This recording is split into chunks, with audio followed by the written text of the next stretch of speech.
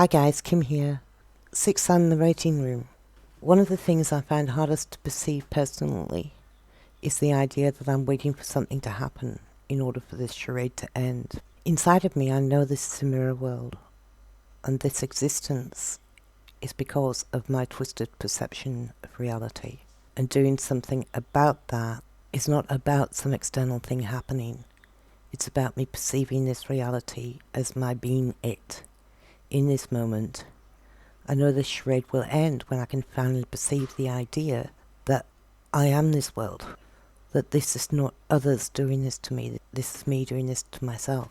Once we can arrive here, we will be there. I know for many years not to project my reality forward into I will be happy when, I'll be happy when I move, I'll be happy when I get more money.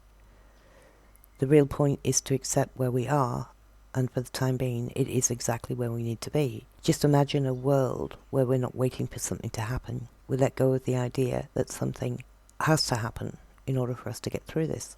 The question is can you see how you have changed since the beginning of this event? Are you braver than you were? Are you more capable of coping than you were before? What in you has changed? Are you more complete or more competent because of it? And most importantly, do you need to be right about anything? Can instead your perspective be balanced?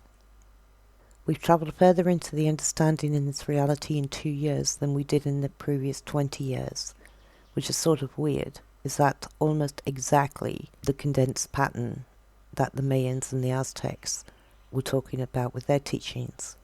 And the really great thing about this is we now have all these new tools integrated in us for us to be capable of forging forward into the next challenge that lies ahead. We can call forward coping mechanisms that we've perceived in the last 2 years and draw upon them as the darker, deeper waves hit us to assist us at staying on top of the wave, surfing it, so to speak. I will mention a few that I use. When I'm in a deep state of despair, I try to align with the idea that I'm just Dorothy following the yellow brick road. And I know that I will get there when my consciousness is ready for me to perceive who I truly am and why I'm here. I just need to put one foot in front of the next, holding on to my integrity, my ethics, my bravery, my wisdom and my heart intact. The second thing I do is to retreat into nature. I just watch the ebb and flow of the current. Or at night, I just gaze upon the stars in wonderment and try and align with how magnificent they really are and what a clever illusion this is. And then thirdly, the most important thing I do is I force myself to experience gratitude. Regardless of what is happening in the external world, I will make myself find something, anything to be grateful for. Even if I chat to my water bottle or my plant for half an hour. Meditation's always another tool, but sometimes in reality, if the chaos surrounding us is prolific, then this state is not available. So let's return to the waiting room for a moment. I put out a few videos lately that certainly contradict this state of awareness that I proclaim I wish to attain.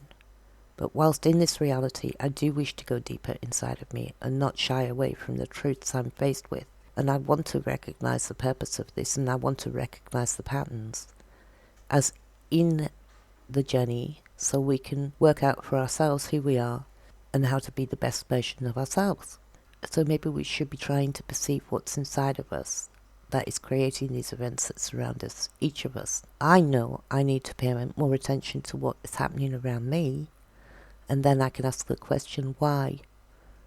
What inside of me created this event, and why was it created? What did I learn from this? I know 2 years ago I had no idea, but now I'm beginning to connect with my inner voice, and I'm beginning to learn which part of me created this instant, and then I gain knowledge from it.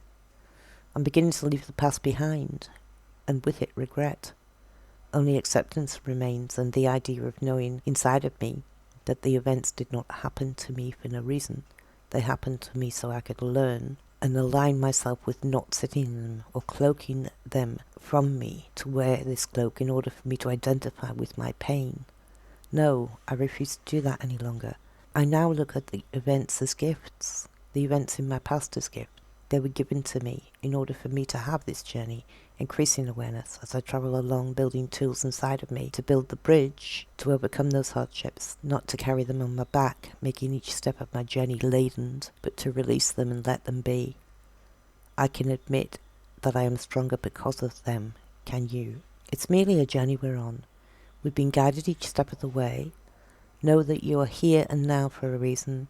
You may not understand it, but embrace that which you are, and your journey will be a great deal easier. Thanks for listening. Ta-ta.